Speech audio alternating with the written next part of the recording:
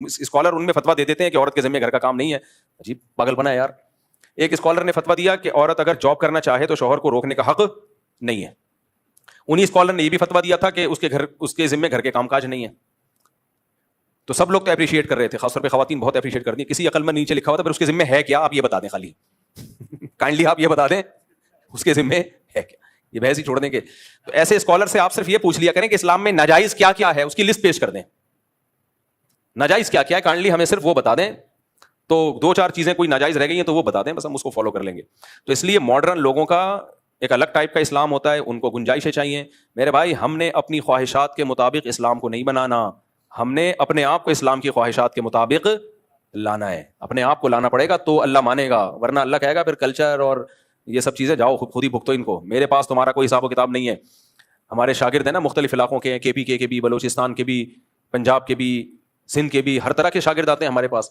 مدرسوں میں پڑھانے کا بڑا فائدہ یہ ہوتا ہے کہ ہر قوم سے آپ کا مضبوط ریلیشن ہو جاتا ہے. یعنی ہر جگہ, میں پاکستان میں کہیں بھی جاؤں, ہر شہر میں درجنوں شاگرد ہیں الحمدللہ. تو کہیں بھی آدمی جا کے رہ سکتا ہے. پھر ہمارے اساتذہ بھی ہیں ہر شہر میں, پھر ہر قوم میں ہمارے ٹیچر بھی ہیں. میرے ٹیچروں میں بلوچ بھی ہیں, پٹھان بھی ہیں, پنجابی بھی ہیں, مہاجر بھی ہیں. تو اس لیے ہمارے مدرسوں میں قوم پرستی نہیں ہوتی. اللہ کا ہم کر ہی نہیں سکتے قوم پرستی. ہم کسی قوم کے خلاف بولیں گے وہاں ہمارا استاذ نکلے گا کوئی, صحیح ہے نا, ٹیچر نکل آئے گا, ہو ہی نہیں سکتا. تو اب میرے طلبہ ہیں مختلف علاقوں کے, میں ان کو کوئی شرعی مسئلہ سمجھا رہا ہوتا ہوں, وہ کہتے ہیں استاد جی ہم لوگ کے علاقے میں ایسا نہیں ہوتا, ہم لوگ کا تو کلچر نہیں ہے, ہم لوگ کا تو ایسا ہے. ہم تو میں کہتا ہوں ٹھیک ہے, پھر آپ اس کلچر کو فالو کرو. اللہ جب قیامت کے دن آپ سے حساب و کتاب لے گا کہ میرا حکم یہ تھا جو میں نے قرآن میں بیان کیا, تو آپ کہتے ہیں اللہ تیرا حکم تھا لیکن ہمارا کلچر اس سے میچ نہیں کر رہا تھا. تو اگر اللہ کہے کہ ٹھیک ہے یہ جو میں نے قرآن کا حکم دیا یہ پنجابیوں کے لیے نہیں تھا, میں اس میں یہ بتانا بھول گیا کہ پنجابی سے کیا ہے مستثنا, کیونکہ پنجابیوں کا کلچر یہ نہیں ہے.